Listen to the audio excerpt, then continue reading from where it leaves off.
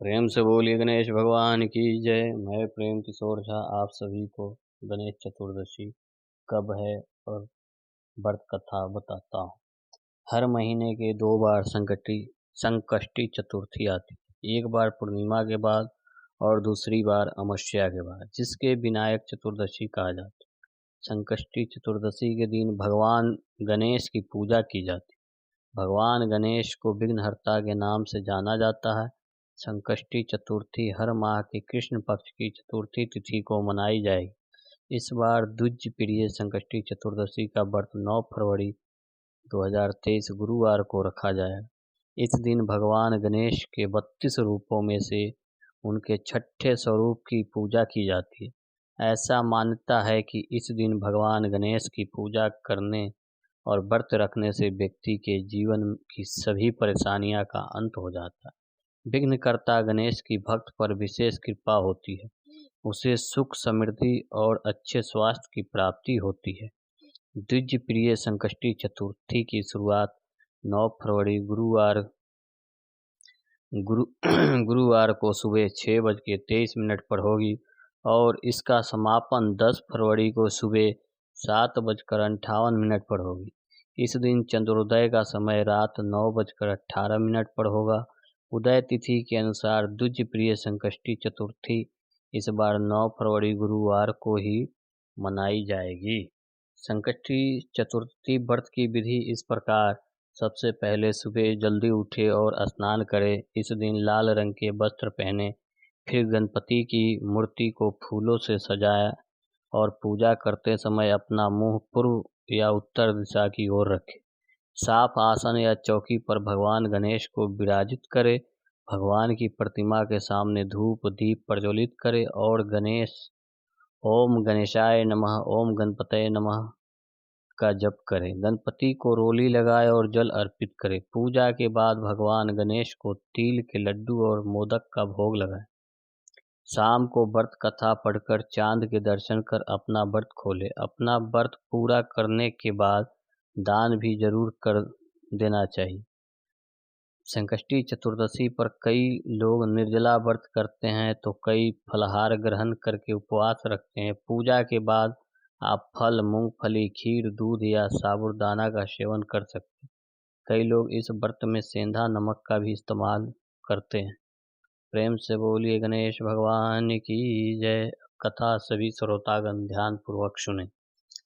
एक बार माता पार्वती और देवों के देव महादेव नदी के किनारे बैठे हुए थे। तभी माता पार्वती ने चौपर खेलने की इच्छा जताई, लेकिन परेशानी ये थी कि वहां उन दोनों के अलावा तीसरा कोई नहीं था जो उनके खेल में निर्णायक की भूमिका निभा सके। इस समय का समाधान निकालते हुए भगवान शिव और माता पार्वती ने एक मिट्टी की मूर्ति बनाकर उसमें जान डाल दी। मिट्टी से बने बालक को दोनों ने आदेश दिया कि तुम इस खेल को अच्छे से देखना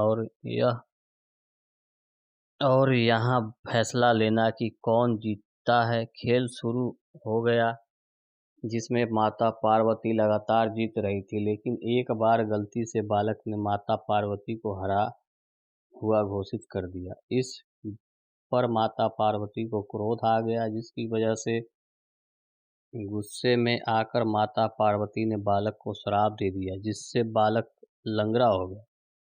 बालक ने अपनी भूल के लिए माता से क्षमा मांगी। बालक के बार बार निवेदन करने पर माता ने कहा कि अब श्राप वापस तो नहीं हो पाएगा, लेकिन माता ने उस बालक को श्राप से मुक्ति का एक उपाय बताया। माता ने उससे कहा कि संकष्टी चतुर्थी वाले दिन पूजा करने यहाँ पर कुछ कन्याएं आती हैं। तुम उनसे व्रत की विधि पूछना और व्रत को सच्चे मन से करना। बालक ने व्रत की विधि जान ली और विधि पूर्वक व्रत को किया। उसकी सच्ची श्रद्धा से भगवान गणेश प्रसन्न हुए और उसकी इच्छा पूछी। उस बालक ने माता पार्वती और भगवान शिव के पास जाने की इच्छा को जाहिर किया। भगवान गणेश ने उसकी मांग को पूरा किया और उसे शिवलोक पहुंचा दिया। लेकिन वह बालक जब वहां पहुंचा तो वहां उसे केवल भगवान शिव ही मिले। उस समय माता पार्वती भगवान शिव से नाराज होकर कैलाश छोड़कर चली गई होती है। जब शिव ने उस बालक से यहाँ आने के बारे में पूछा तो उसने उन्हें बताया कि गणेश की पूजा से उसे उन्होंने यहाँ आने का वरदान प्राप्त हुआ है। इस बारे में जानकर भगवान शिव ने भी माता पार्वती को मनाने के लिए व्रत को किया, जिससे माता पार्वती भगवान शिव से प्रसन्न होकर वापस कैलाश लौट आती है। एक समय की बात है कि विष्णु भगवान की विवाह लक्ष्मी जी के साथ निश्चित हो गया। विवाह की तैयारी होने लगी, सभी देवताओं को निमंत्रण भेजे गए, परंतु गणेश जी को निमंत्रण नहीं दिया।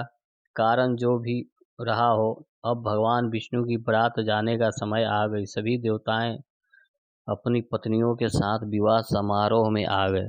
उन सबने देखा कि गणेश जी कहीं दिखाई नहीं दे रहे हैं। तब वे आपस में चर्चा करने लगे कि क्या गणेश जी को नहीं न्योता है या स्वयं गणेश जी ही नहीं आए हैं। सभी को इस बात पर आश्चर्य होने लगा। तभी सबने विचार किया कि विष्णु भगवान से ही इसका कारण पूछा जाए। विष्णु भगवान से पूछने पर उन्होंने कहा कि हमने गणेश जी के पिता भोलेनाथ महादेव को न्योता भेजा है। यदि गणेश जी अपने पिता के साथ आना चाहते तो आ जाते, अलग से न्योता देने की कोई आवश्यकता भी नहीं थी।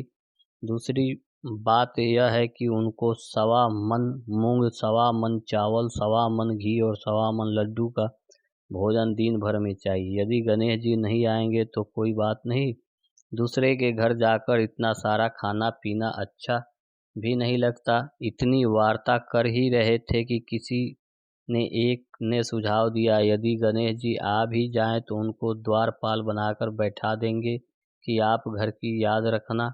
आप तो चूहे पर बैठकर धीरे धीरे चलोगे तो बारात से बहुत पीछे रह जाओ।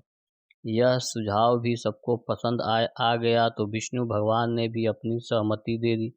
होना क्या था कि इतने में ही गणेश जी कहाँ वहां आ पहुंचे और उन्होंने समझा बुझाकर घर की रखवाली करने बैठा दिया। बारात चल दी। तब नारद जी ने देखा कि गणेश जी को दरवाजे पर ही बैठे हुए हैं, तो वे गणेश जी के पास गए और रुकने का कारण पूछा। गणेश जी ने कहने लगे कि विष्णु भगवान ने मेरा बहुत अपमान किया है। नारद जी ने कहा कि आप अपनी मूषक सेना को आगे भेज दे तो वह रास्ता खोद देंगे जिससे उनके वाहन धरती में धंस जाएंगे। तब आपको सम्मानपूर्वक बुलाना पड़ेगा। अब तो गणेश जी ने अपनी मूषक सेना जल्दी से आगे भेज दी और सेना ने जमीन पोली कर दी। जब बारात वहां से निकली तो रथ के पहिए धरती में धंस गए। लाख कोशिश करे परंतु पहिए नहीं निकले। सभी ने अपने अपने उपाय किए परंतु पहिए तो नहीं निकले बल्कि जगह जगह से टूट गए। किसी की समझ में नहीं आ रहा था कि अब क्या किया जाए। तब तो नारद जी ने कहा, आप लोगों ने गणेश जी का अपमान करके अच्छा नहीं किया। यदि उन्हें मनाकर लाया जाए तो आपका कार्य सिद्ध हो सकता है और यह संकट टल जा सकता है। शंकर भगवान ने अपने दूत नंदी को भेजा और गणेश जी को लेकर आए। गणेश जी का आदर सम्मान के साथ पूजन किया। तब कहीं रथ के पहिए निकले। अब रथ के पहिए निकल तो गए परंतु वे टूट फूट गए तो उन्हें सुधारे कौन। पास के खेत में खाती का काम कर रहा था, उसे बुलाया गया। खाती अपना कार्य करने के पहले श्री गणेश शाय नमः कहकर गणेश जी का वंदना मन ही मन करने लगा। देखते ही देखते खाती ने सभी पहियों को ठीक कर दिया। तब खाती कहने लगा कि हे देवताओं, आपने सर्वप्रथम गणेश जी की को नहीं मनाया होगा और ना ही उनकी पूजन की होगी, इसलिए वो आपके साथ यह संकट आया है। हम तो मूर्ख अज्ञानी हैं, फिर भी पहले गणेश जी को पूजते हैं, उनका ध्यान करते हैं। आप लोग तो देवतागण हैं, फिर भी अपने गणेश जी को कैसे भूल गए। अब आप लोग भगवान श्री गणेश जी की जय बोल कर जाएं तो आपके सब काम बन जाएंगे और कोई संकट भी नहीं आए। ऐसा कहते हुए बारात वहां से चल दी और विष्णु भगवान का लक्ष्मी जी के साथ विवाह संपन्न करा के सभी सकुशल घर लौट आए। हे गणेश जी महाराज, अपने विष्णु को जैसो कारज सरियो, ऐसा कारज सबको सिद्ध कर जो। बोलो गजानंद भगवान की जय। माता पार्वती की जय।